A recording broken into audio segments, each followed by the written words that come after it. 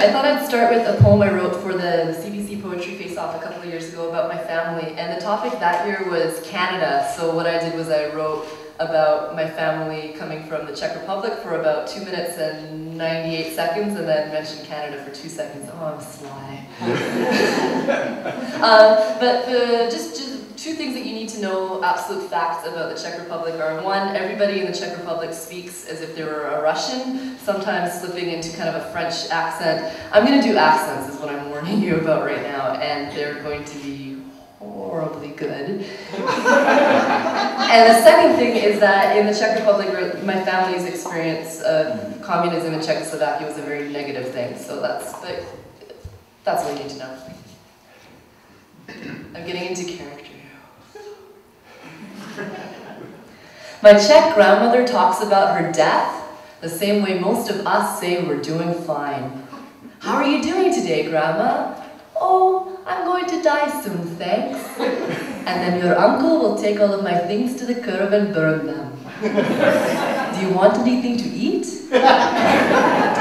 She grew up during World War II and raised her children while Soviet socialism transformed Czechoslovakia into a carnival of bare cupboards and organized panic so universally well-loved and appreciated that no one was allowed to leave.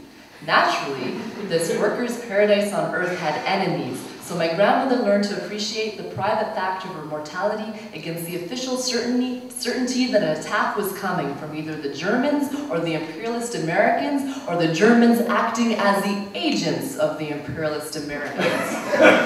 I'm the only person in my family to be born here, and my opinion on these stories balances between believing that my parents escaped communism so that I could grow up without fear, to my dawning conviction that my parents actually escaped so that I could grow up with the luxury of subtlety.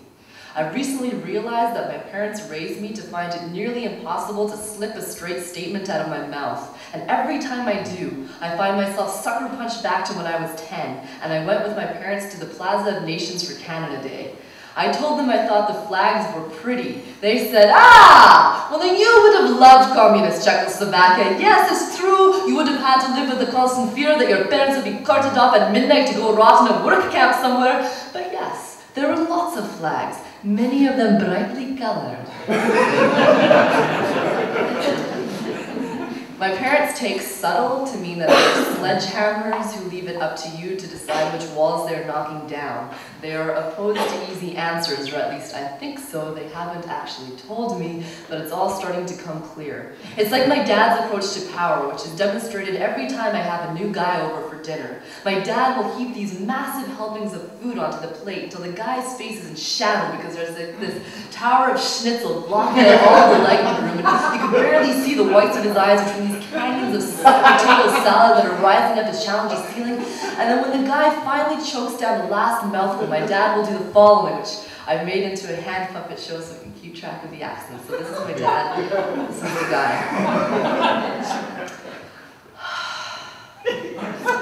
Barbara's stepmother worked herself to the bone preparing this little meal, and you don't even like it. Oh no, I like it, I just don't normally eat so much. You eat like a little bird, do you? A bird? No, I don't just... Oh, then perhaps you're saying that the food is not very good here, is that it? No, that's not it. Oh, then perhaps you are trying to poison you, yes? No, that's not... Oh, perhaps this. Perhaps you are rushing your meal so you can go have unprotected sex with my youngest daughter. Perhaps I already caught you. What? No, that's not possible. Oh, you are saying she's not good enough for you.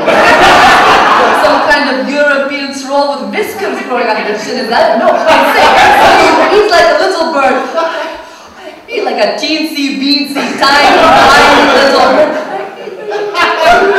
Flap, what? Flap your wings, little bird.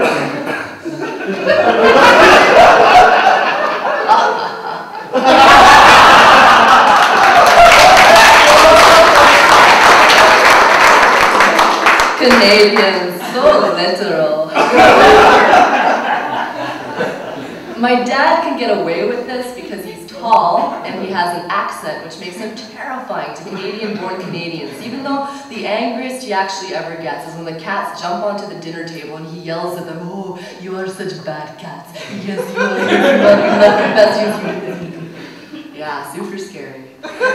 So my mom recently visited Cuba, and she found herself in one of those stores where the walls are carpeted with enough red and black Che Guevara faces to outfit an entire collective of North American teenagers finding themselves. She went up to the cash register and she pointed to a bandana that had Che's face on it, and she said, "Who is this guy? Is he like a Cuban movie star or a singer or something?" And then she left quickly before the cashier could retrieve her face from where it had melted onto the floor tiles. Not many of my friends understand this story, which in itself is part of the story. My mom told me that she went to communist Cuba and feigned ignorance of the world's most famous revolutionary, because one of her biggest dreams when she was growing up was that someone would sneak in from the West and not understand any of it. The gardens growing camouflage, the circus of nationalism plastering the walls of modernist cheese box apartment buildings in endless swan songs of celebration and righteous apocalypse, the people all saying, "How are you doing today, stranger?" And everyone whispering back, "I'm gonna die soon, thanks." And then this pantomime of cogs will forget us. My mother got to do that herself after 27 years in Canada, and her telling us this story was her clearest way of demonstrating that there is nothing more brave than allowing others the opportunity to misunderstand you. Butter-spoken but rock-certain hammers. My parents are teaching me to shun the cowardice of megaphones and to listen instead to their stories, so brazen with subtlety they can only be made in a country that doesn't yet fear the shape of its own intricate tongues.